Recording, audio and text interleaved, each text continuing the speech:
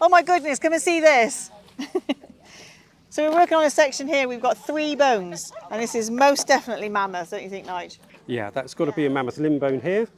Probably another mammoth limb bone here, right next to it. And just a little bit further away, a couple of feet away, we have a vertebra, probably of mammoth. If it's not mammoth, it's some other very large mammal.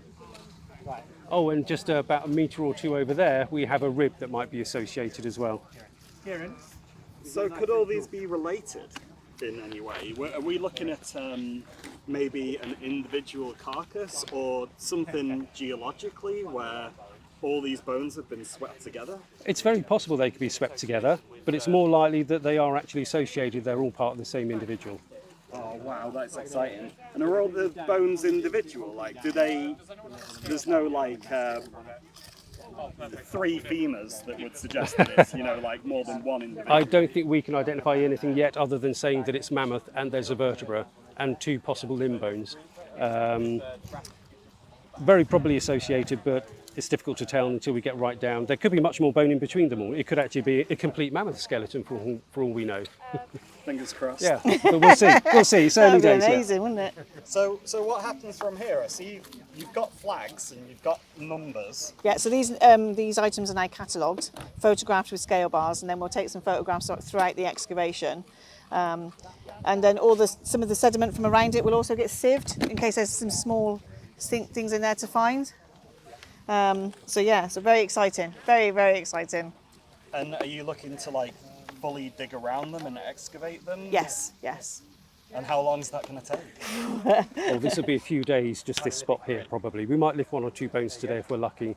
But we're going carefully because we've also found 1 small bone smaller than my little finger.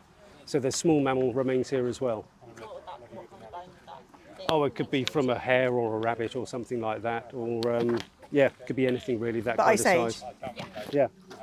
And in terms of the dig and what you're expecting to get and hoping to get, is this, like some of the best kind of things that you could find? This is a great day.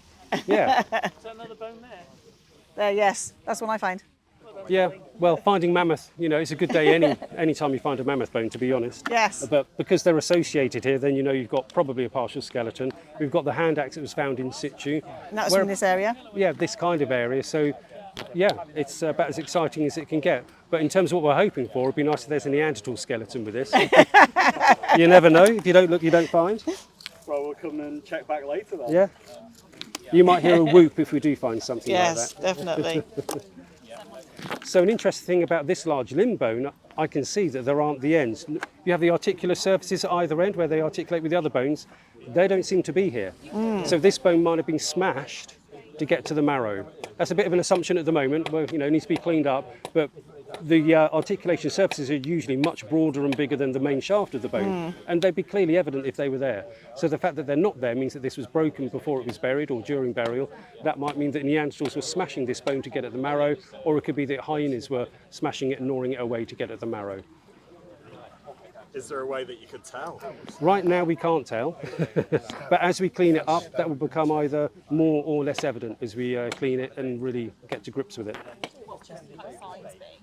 Oh, if it's been gnawed by a hyena, that should be quite obvious. You'd have a sort of scalloped edge where they've been gnawing away like a dog gnaws a bone, except they actually completely consume the bone that they gnaw off. If it's been smashed by, say, Neanderthals, we might find bits of the end of the bone over here somewhere, either side. And this is why we use lolly sticks, so that we don't scratch or damage the bone as we're taking the sediment off of it, because obviously metal is not very bone friendly. Yeah, because you could damage the bone, and then that interrupts things like looking at the, if there's trampling marks, if there's gnawing marks from hyenas, if there's cut marks, that kind of thing, you'll be damaging it with the metal tools.